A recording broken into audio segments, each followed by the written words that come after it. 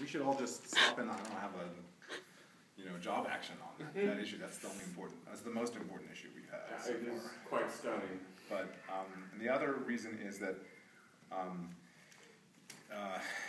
well, I have some very trivial things to say compared to what those important things. But also, I had a weird day. Do you guys know Litref? Do you know the Monty Python and the Holy Grail? There's a scene where one of the knights is going past this sort of pestilential medieval village, and they're lynching a witch. So I had interaction with my chair this morning. I feel like I've been lynched this morning. So I'm really in a weird place emotionally and intellectually. So, but anyway, let me try to do something. So, part of teaching, to share information. So I think that the information about technology. So I've been I've been fighting battles on technology since I got on this campus. And the technology, it's trivial compared to the other issues, budget and adjuncts and lectures. But the technology issues, it's I don't know if people are aware of sort of informative. There are lots of alternatives to the current technology situation that we have, and the alternatives are cheaper and more reliable and more flexible and better for our students. And it's not to be as in your face as Tim always is. It's not clear to me why the systems that we have in place are as totally messed up as they are. So it seems to me that the technology ITS on campus, the role of ITS is to provide an infrastructure.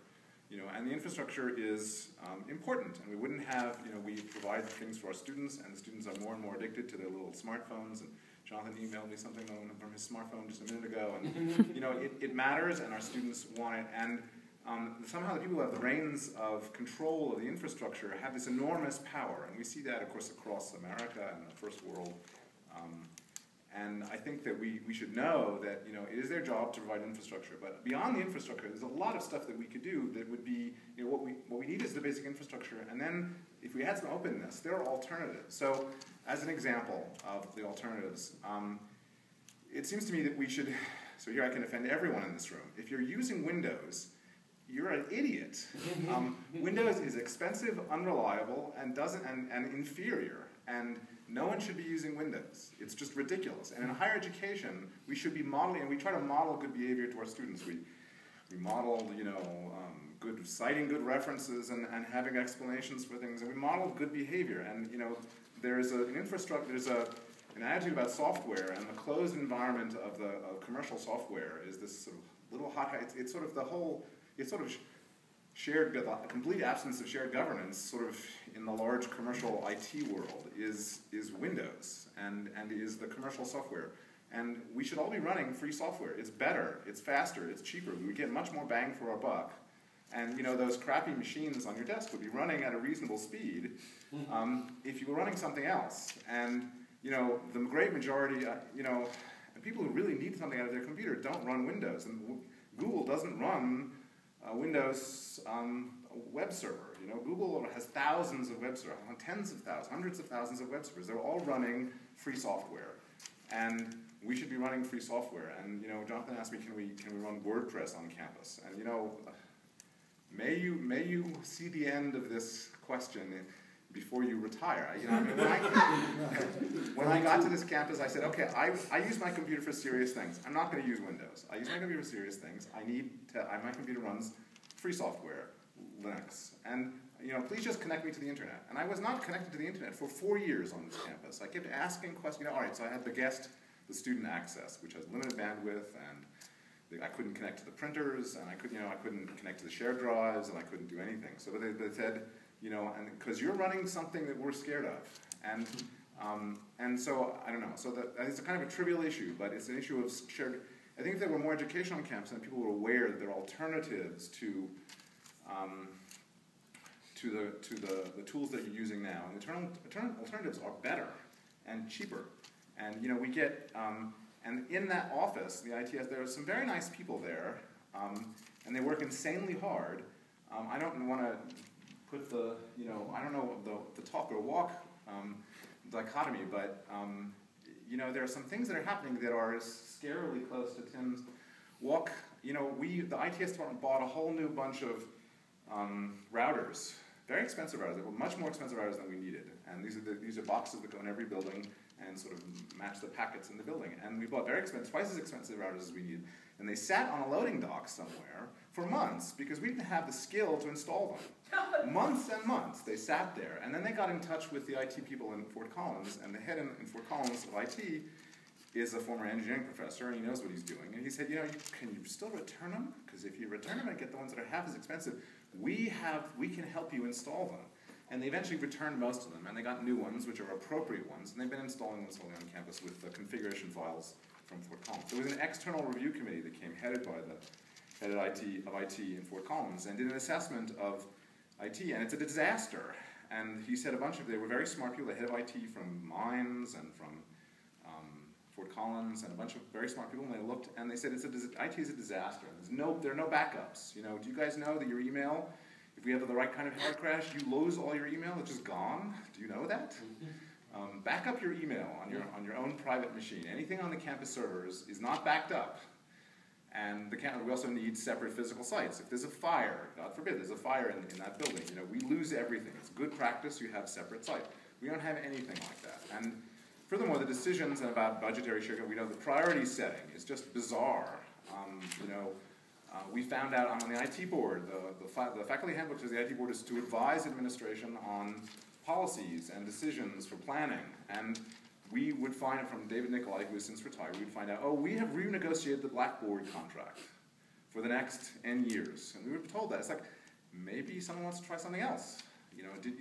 Talk about an issue where the faculty really know what matters. That's where our pedagogy happens, in the classroom, and the students need to get things. And we were never consulted, we were just told. So, I don't know, I think it's a kind of trivial issue compared to this, but everyone should be aware there are alternatives. And there are other universities that do this. If the IT department, if ITS provided us with some infrastructure and a basic, if you don't want to learn something new, we make our students do it all the time, but we could learn some new systems. I didn't want to learn anything new. I learned Blackboard this semester because I thought I hear it sucks, but I should experience it. So I learned it, and I'm running both of my courses have lots of stuff on Blackboard at the moment. And I think if people who want to learn something new could learn these alternatives, and they're very effective, and they're all open. So they're great tools for openness. There was a meeting with Joe Garcia about budgetary openness a year or two ago, and he said, we have lots of information, of course, as a matter of public record. This could all be kept open, but you guys don't want to see all those details. I was just infuriated. You don't. It's confusing, and only accountants should see all these details. And first of all, most of us are pretty smart. We work pretty hard. We have expertise in certain things. Maybe we would be able to understand those budgetary numbers. And my reaction was, it should all be posted on a public site. It should all be the budget should all be done. It should all be public. Why not? Are we doing something here that we're ashamed of? And their solution is to throw a lot of money out and make decisions that no faculty is involved in. The website on campus, it's okay. Do you know how much we spent to the website when the last time there was sort of a whole style update? I don't know. I asked David Nicolai point blank how many times, how much we spent. Something like $75,000 to have the website redesigned, the last time it was redesigned. And now it's even less accessible than ever before. And you have to get trained to put something on the website. And they think that if we use the same font and the same colors, our website is going to be better. My students who want to use a smartphone and they want to get something from my class, they go to my personal site. They don't go to the campus site because the campus site is filled with the pretty pictures of students frolicking on the grass, and it's not useful on a smartphone. And we paid $75,000 to have, the single most visited site on planet Earth is Google. It was Facebook for a while, but they lost recently. And Google has this minimal interface. You just go there and you type something in. We don't need fancy fonts and pretty pictures. We need content. And the way you get content on a website, every year the dean says in our kickoff meeting, we need more content on the website. It's very easy to do. Just let us all put whatever we want on the website. Be filled with content tomorrow.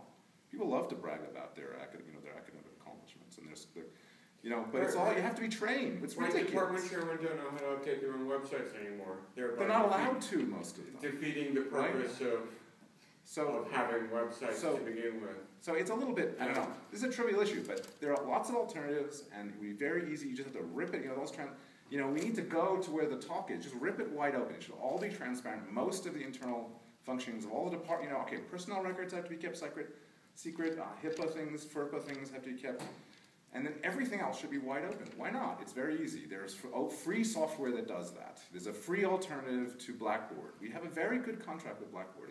We're the envy of all the schools in Colorado. We pay much less than other schools.